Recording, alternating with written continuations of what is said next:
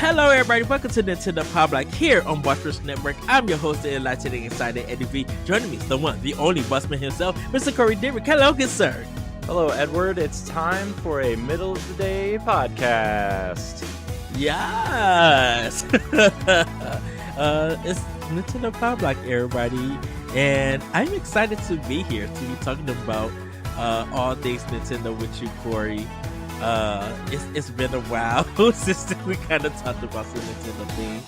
Yeah, but this is weird because we're recording in the middle of the day because of some scheduling things, but also like you have to work the rest of the week, and so we don't have time. So we're technically recording this on the Monday before the next episode comes out, and so yes.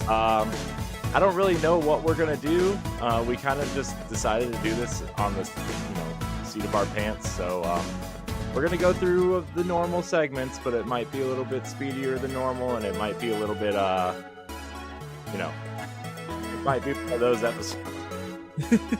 Well, Corey, I do want to say for everybody who has not checked out bosswish.net, do check it out. We have a great redesign.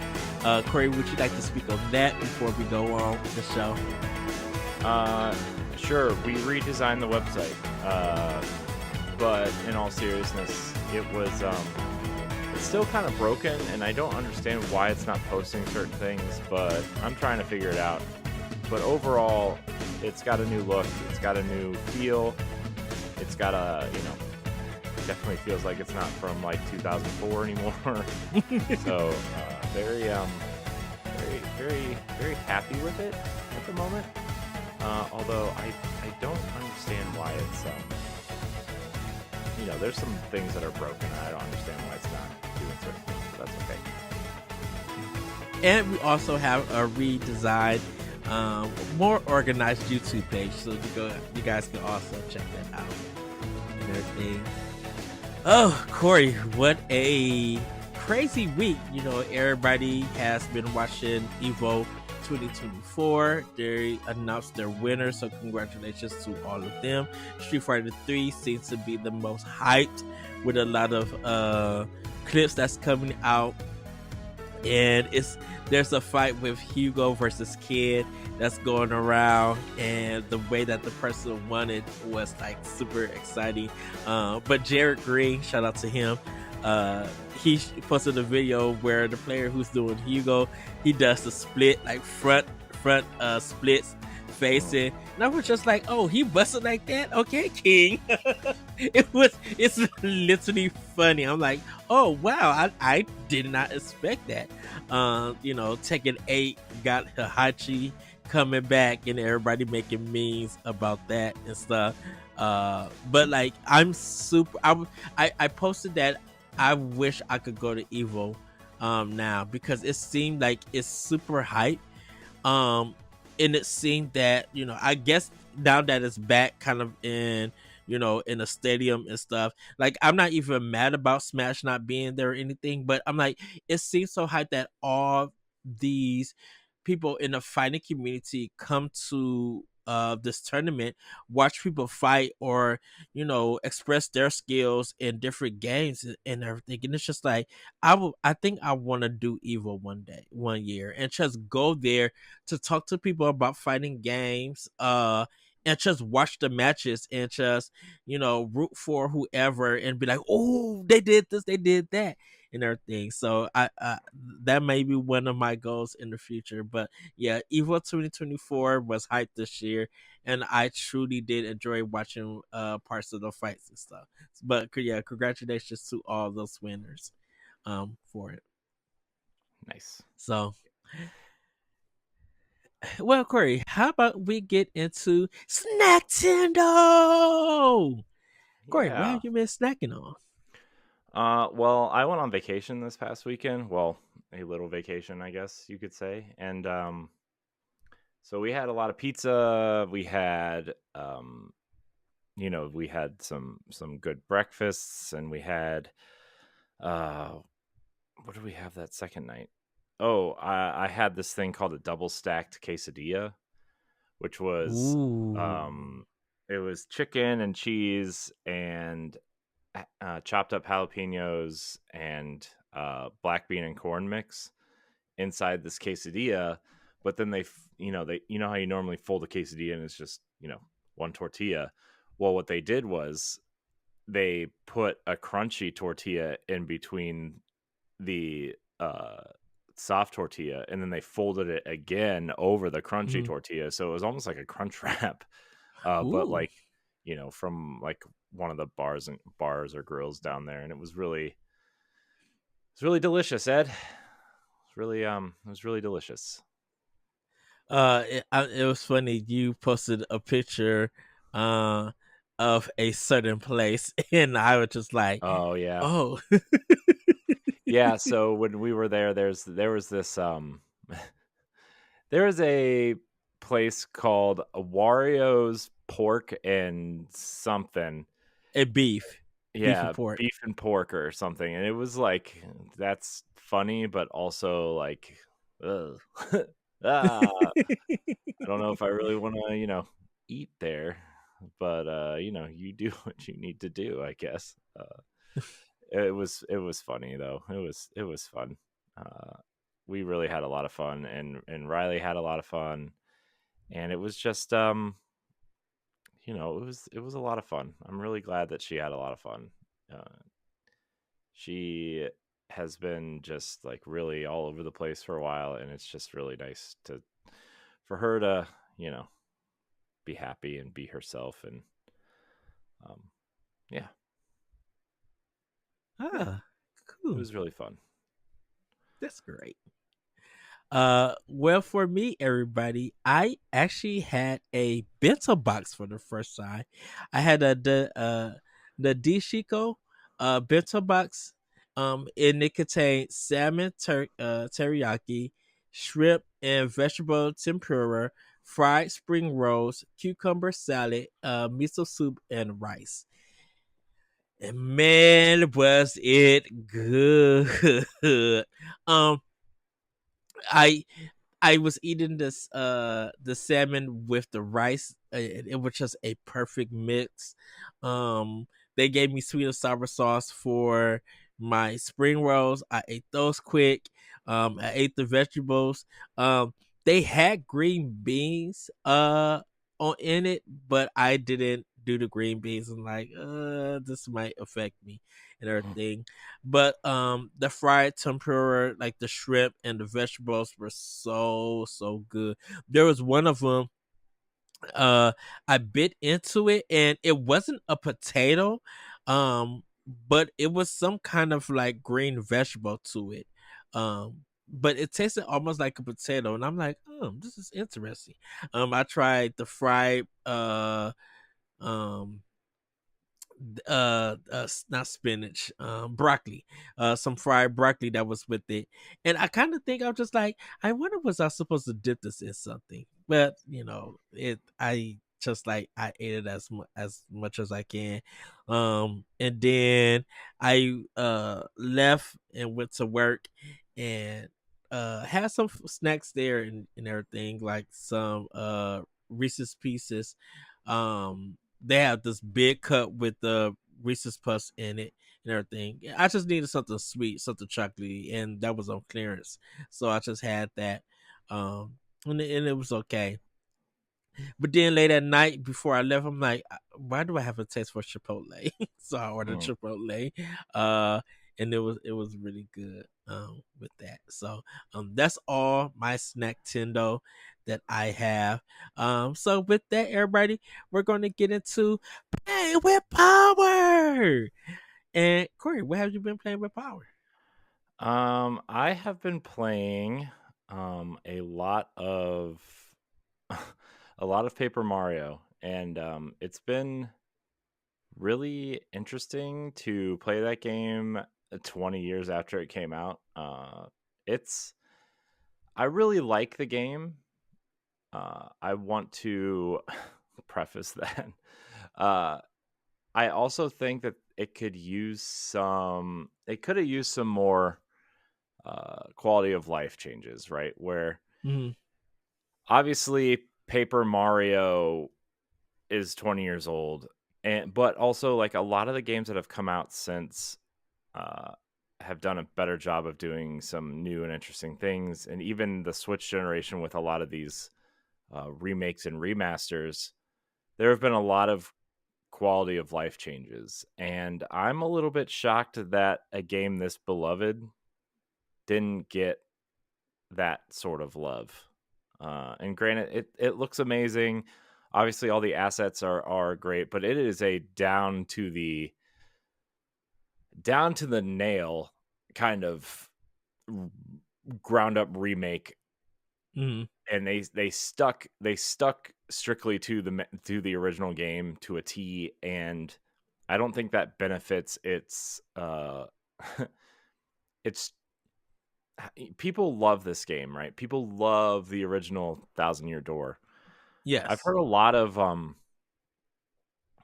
takes that that it's not the game that they remember, and that it's, not um the amazing game that they remember on the GameCube, and that they thought it was better when they played it back then. And granted, like, it was 20 years ago, we were all a lot younger, and 3D games were coming into their own, and Nintendo was exploring new options with the GameCube in different directions, and all these things, right? So like that whole generation was a whole kind of epic experiment, I would say. Uh, and some games hold up and some don't. I mean, we look at something like Metroid Prime Remastered and how amazing that feels with just modern, like they gave it modern first person shooter controls, and I think that's basically it. And look at the quality of life that game now has. Oh yes. Um It it's like it really like it's almost a brand new game than the yeah, original. let me tell you what I wish this game had. And this would have gone such a long way in my playthrough. Fast travel points between save spots. Fast travel points. That would have, because this game has a ton of backtracking, Mhm. and which is fine. I don't care. And a lot of RPGs, especially from that area, have a ton of backtracking, but there's no fast travel system, and that has really um, made the game really difficult to keep up with, in terms of, oh, I'm excited, we're gonna go do this next thing. Oh well, we gotta go like all the way back over here to Rogueport, and then we gotta go up to the tree again, and then we gotta go down the tree, and then we gotta go save the little minion people, and then we gotta, what, it's just like all these different things that are like, oh well, you probably could have cut an hour out of this experience by just adding a fast travel point. And I understand that, like, okay, yes, there wasn't one then, there's not one now. A lot of RPGs have fast travel or don't have fast travel, whatever. It just really would have helped. Also, there's way too much talking in this game for there Mhm. not to be voice acting. Right, right? And it's just like, oh my gosh, man. There's even a joke about there being too much talking, where like every time you run into Luigi, he has a new story to tell. And then Mario and whoever your partner is at the time falls asleep by the end. And it's like, this is me literally every time somebody talks. Which is that's the joke of it. I get it, but it's not funny, because that's literally how I feel. And I just like, oh my gosh, just and I get it. Again, I get it. And I it's not bothering as much, especially this weekend when I was playing, because I didn't really do any work this weekend. I was just kind of Mhm. relaxing and playing it and taking my time. But still, like, this game, it has like a 30 or 40 hour runtime, it said online, which I'm like, I don't know how this game is that long, but I'm like, you probably could have cut 5 or 6 hours out of that runtime by fast travel and letting me at least speed up the text, right? Yeah. Because there's no way to speed up the text when you're reading either. So, but overall, enjoying my time with Paper Mario. It's just it's an old game, and you have to remember that it's an old game, and uh so but what else did I play? Hold on. Let me whip out my Switch here, Ed, and let me tell you what else I've been playing. Nice. I have been playing a lot of Tetris Effect. Yes. And I also played some Mario Kart with my kids. They like Mario Kart, so. Oh, Ed, hold on. I have show and tell. Oh, go ahead. Yes, everybody. We have some show and tell that is going to be coming, and I'm excited to see it. I haven't seen it, everybody, so this is completely brand new. So, what could it be, Corey? I'm excited. Ooh, you guys ready? Here we go. What is So, the thing you have first to of show all, us, Corey? I got another amiibo. I got the Daisy amiibo. Yes. It's the Smash version. Now, I have to call out Best Buy, Ed, because I ordered the Super Mario set Daisy and they sent me the Smash set Daisy. And Oh I understand no. that the Smash set Daisy is harder to find, but the Mario set looks nicer. And I was like, well, I'm not going to go through the whole thing of trying to return it and getting the other one because who knows if they're going to have it. And then I'm not going to have Yeah. either of them. And I'm going to get both of them anyway at some point. So it doesn't really. Uh, but I also got the special edition of Tunic on Switch. Yes. And it Nice. has a manual and a bunch of stickers. I'm not going to open it up here, but it has a bunch of stickers and a manual and a art book inside, and um, a lot packed in this little tiny container. I am kind of upset though that like whoever packed this box, the corner of the instruction manual is like bent and creased, but Oh no. whatever, it's fine. It's cool. I've been wanting to play Tunic for a while. Obviously, you know my love for Death's Door, Edward. Yes. And I tried to play Tunic right after Death's Door, and that was a terrible decision. I know. Yes. So after Paper Mario, my goal is to finish Link's Awakening and then go right into Tunic. I'm like I said, I'm doing Persona 3 on Switch, which I gotta get back to. But I think I'm gonna get back into Mario Wonder due to Digital Foundry's discussion and everything. Cool. And then also I've obviously just been playing Destiny, but we don't need to talk about it here. Echoes Act 2 is going on right now, and it's the story's really great. I'm really fascinated with the new character, the new kind of big bad of the episode, the conductor, who can kind of manipulate the Vex to its will. And it's really cool. It's about this whole like rogue faction of the Vex. And it's also affecting exo characters, like the robot race in the game. That's not the that's not the bad guys. Well, some of them are, but that's another story.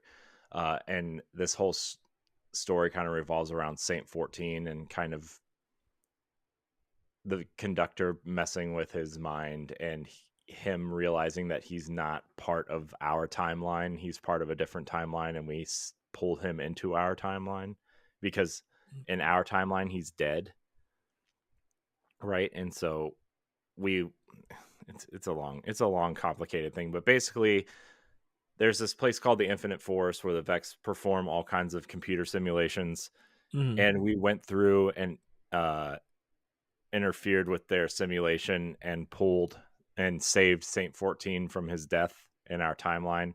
So now there's a new split in the timeline, and he's coming to terms with that. He's not the quote unquote real Saint 14, and he's not the Saint 14 of this time. And he's struggling to kind of, realize his relationship with Osiris, and they're kind of like we're trying to get him back on course to being the Saint 14 that we know and love, and not, this kind of, because he's like the big brooding Titan, right? Like he's the one who headbutts you and shotguns people, and, he's the force that you want on your team, and him kind of being in his own mind is a very different side of Saint 14. So It's cool. I really like it, but that's all I'm playing, Ed. Oh, nice. Well, for me, everybody, I'm still playing Dragon Age Inquisition. I am at a point that I'm getting closer to the end of it. I got to the main enemies. Uh, Corpheus is his name. He's the main bad guy. But one of his followers, Samson, I was able to defeat and capture. I there's a point where I was able to do something, to make our the fighting him easier, and I was able to accomplish that. So it's just like now I gotta just go around the world, build up my power level, and then go to the last place. So right now I'm just like doing more side quests, doing more storylines, for my characters, and everything, romancing the boyfriend that I have in the game, and yeah, I'm definitely enjoying it this time, and I think it's the commitment that I have to this game to be like, yeah, it takes a while to learn it, but once you stay with it, and get to know how things work, you kind of be like, okay, now I'm having fun. Definitely looking more to Veilguard when that comes out, and I'll be hopefully by next episode I will have this game finished. I just gotta find time to play it, due to work, I should say. But like for Switch, I am like I said, playing Persona 3 Portable, making moves in that, and everything. I haven't got to the first dungeon yet, but I'll be hitting that in a couple of hours, for it, and so I'll be able to get my grind on with that and defeat that boss with it. So, and then like I said, I'll be getting into Mario Wonder a little bit later. And everything. So that is what I am playing with Power. I kind of did hold off Gears of War, due to the fact of Dragon Age, and everything. So um, my goal is to finish Dragon Age Inquisition, play a little bit more Gears of War, and then go to another backlog game that I have for my Xbox that I haven't finished, and everything, because I have a lot of indie games. I have a lot of digital games for first and third party, and I have still like a lot of Xbox One games that I could pop into my system that I need to finish and work on. So with that, Nice. everybody, yes, it's time for Femi News. Corey, Yeah, we have do we? we have a couple news stories that I know kind of broke since you recorded with you know, I hear noises coming from somewhere and I don't know where they're coming from. Oh I no. hate when ads play on websites and I have no idea Mhm. where they're coming from. um so yeah, it's I don't know where this sound is coming from. It's really bothering me. Okay. It's over now. Oh, car commercial started playing. So there are three new or new Splatoon 3 amiibo are coming, Ed. Um, they are kind of new version. There's two sets. There is a Pearl and Marina amiibo set, and Marina's wearing her orange suit. Um, and then there is a new Callie and Marie amiibo set coming in their alternate outfits as well. They look pretty cool. The Splatoon amiibos are some that I never got into, and Mhm. especially like the side characters, right? I have one Splatoon 3 amiibo. It's the Inkling girl with the bow, and then I have one Splatoon 2 amiibo, which is the pink Inkling girl with kind of like the dual shooters. Um, but I never got into the Splatoon amiibo because I never really got into Splatoon, and I really wanted to get into Splatoon 3, but remember they were having a lot of server issues, and then by the Yeah. time they got them fixed, like, I mean, look, you know how multiplayer games work. once you take like a week, if you wait a week or two, especially Splatoon, like you're just gonna get schooled by all the Japanese people who are playing. You Yeah. gotta get online. So But I was talking to Austin about this, and we was talking about like multiplayer games and things, and I was telling him about. I think that's what I love about Splatoon. I think Pat was there too. I think we had this in our last episode, and we were talking about sometimes multiplayer games and working as a team and stuff. And I think with Nintendo having Splatoon, that the game is designed in a different way because of you having to it's about how much space you could cover with your ink, then naturally fighting a natural multiplayer match with with guns, like that kind of mechanic and stuff.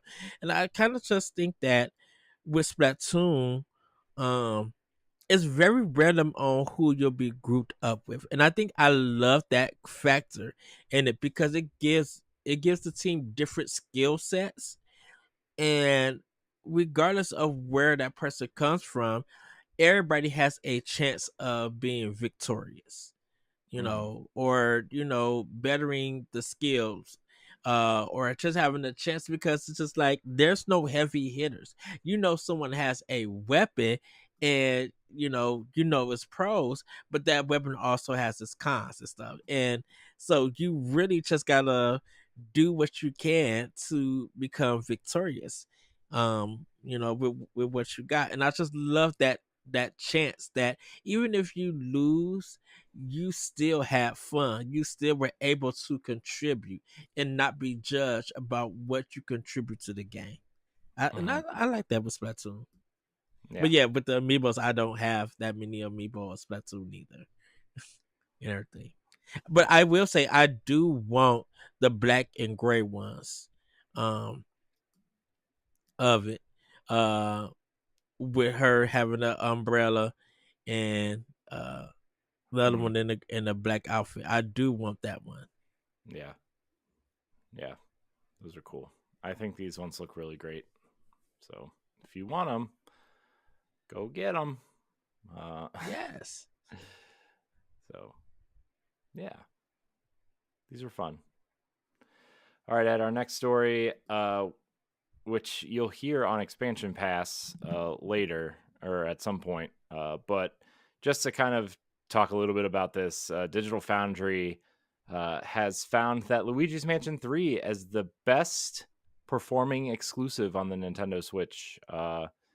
So they didn't test every game, obviously, but they did bring a bunch of games that kind of they thought would push the hardware, and that included Metroid Prime Remastered, Xenoblade Chronicles 3, Tears of the Kingdom, Fast RMX, Luigi's Mansion 3, Mario Wonder, and a few others, Astral Chain.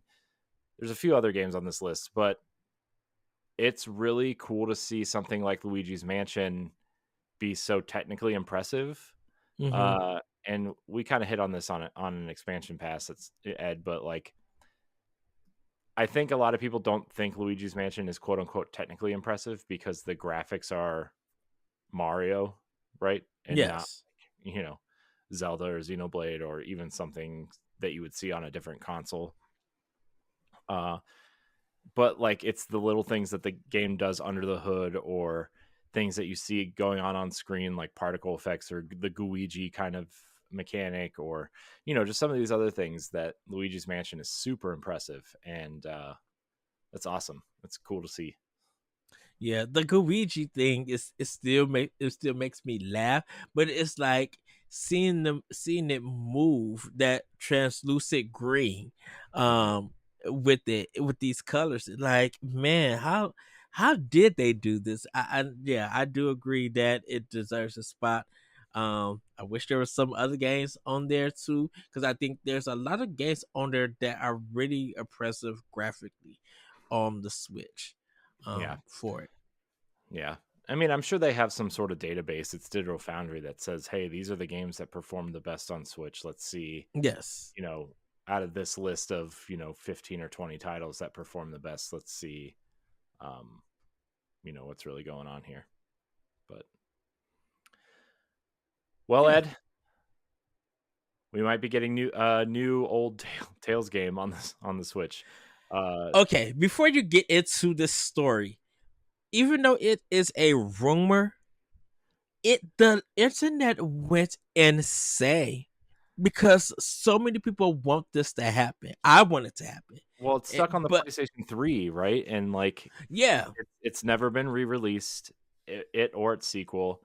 And I think a lot of companies are trying to get their games off of the PlayStation 3 and onto current platforms because obviously, I know PlayStation is working on their PlayStation 3 emulation on the PS5, but like I think a lot of these companies would rather sell a remastered version on current hardware, Mm-hmm. um, and get it out everywhere, right? And Yes. that what is it? Tales of Xillia and Xillia 2, Tales of Zestiria Zesteria, yeah. and Berseria are all stuck on the PlayStation 3, right? And so, And Tales of Grace's F. Tales of yeah. Grace's was on it. Oh man, I want So Tales of Grace's F so bad. there are multiple of Tales games stuck on that platform, and it's frustrating to fans of the series that they can't play it on modern hardware. And so the fact that this game that's so beloved, like I think a lot of people kind of consider Xillia as one of the best ones, right? Yes. I think it's because of the characters. I have it for PlayStation 3.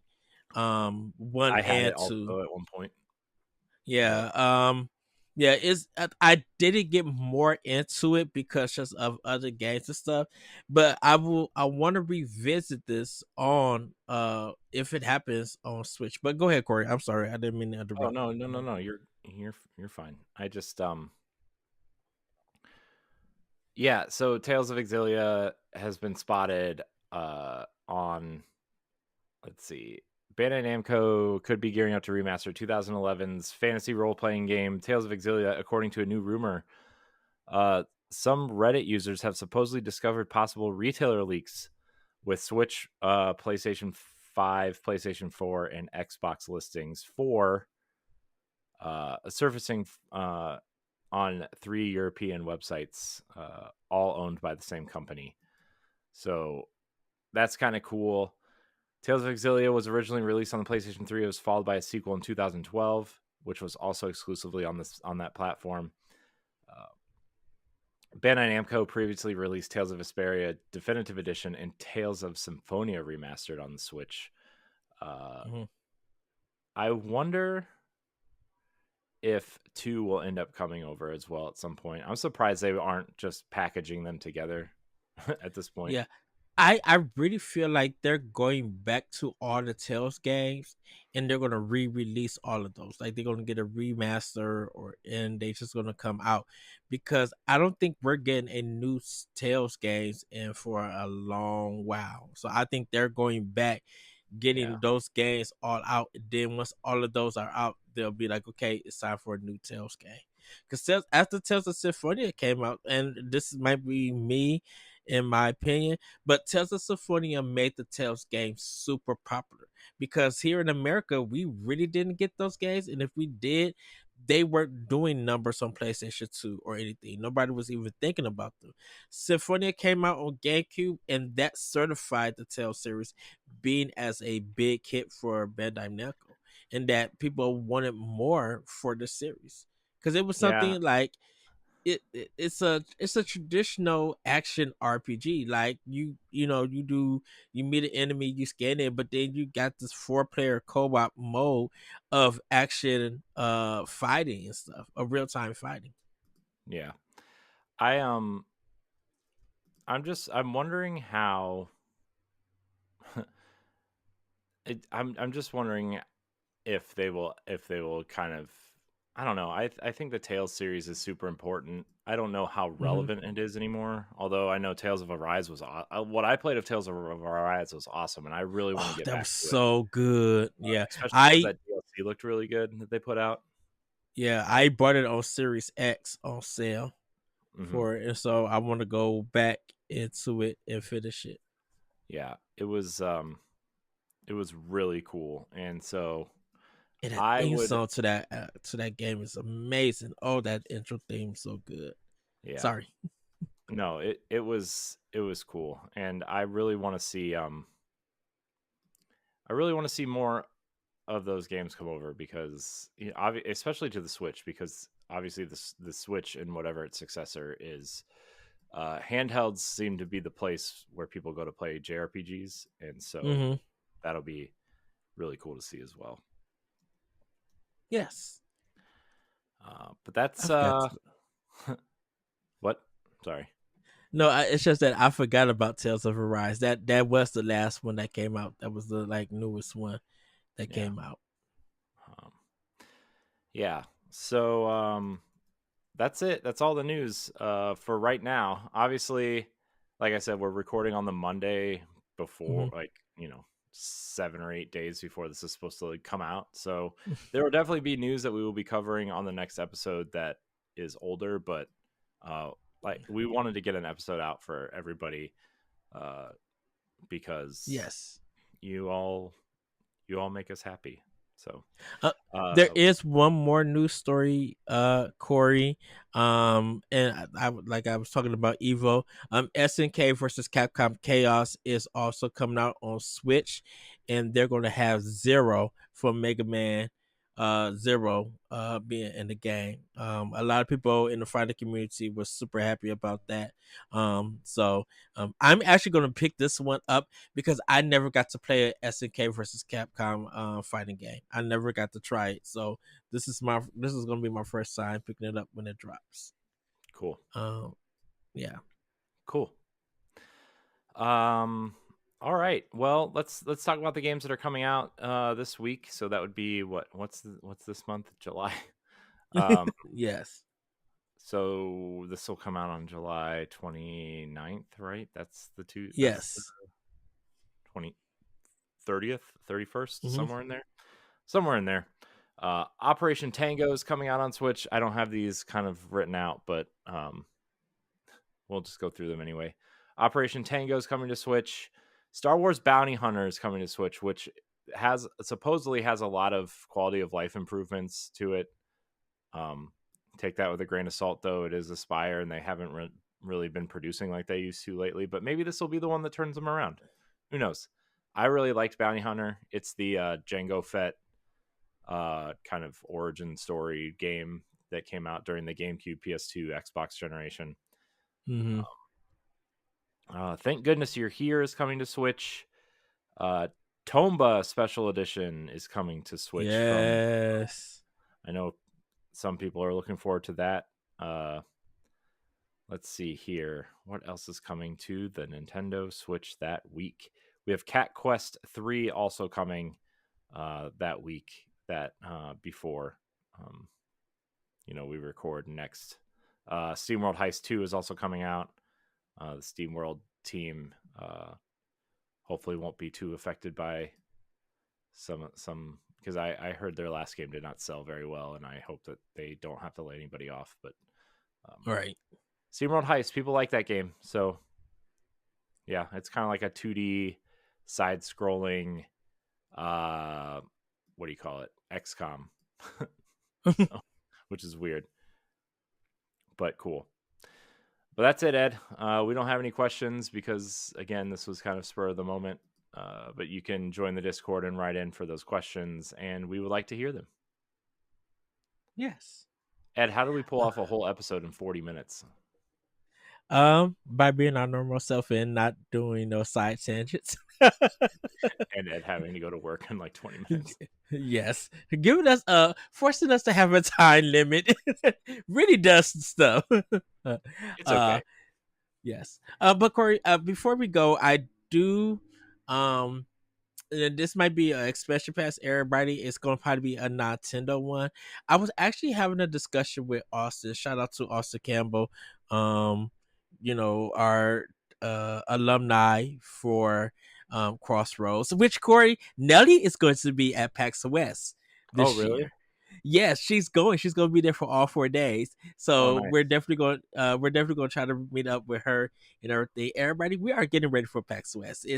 everything is in the process and everything. And I'm super excited. But I kind of me and also got talking about the Xbox and FTC kind of fiasco, maybe legal, I want to say legal drama about Game Pass price changes, and we had a really good discussion about it. We didn't tape it or anything, but hopefully in the future expansion pass, I kind of would like to talk about the FTC and like why and kind of like what they do and why is this a matter, why does this play why do they take part in gaming now, because I don't remember FTC ever taking place in video games besides the Activision deal and stuff. And like, is this something that we're going to see in the future? And like, does this affect Nintendo in a sense? Because I'm like, even though Nintendo is in Japan, can the FTC go after them for anything? I doubt it. I don't think so. I mean, it's a Japanese company. They can't really, you know. Yes. So, but with that, everybody, like I said, go check out the website bossrush.net. Check out more of our videos on YouTube. Everybody, have a great week, have a great weekend, and we'll see you next time on Nintendo Pow Block. Bye, everybody. Goodbye. No woohoo head. Woohoo! If you want to see how you can become a Patreon producer, head on over to patreon.com/bossrushnetwork. The Patreon producers for this month are Adriel Munger, Austin Campbell, Celeste Roberts, Christian S., Sana Dirrig, Francisco Santillan, Matthew Keel, and Todd Oxtra. Thanks for your continued support of the Boss Rush Network.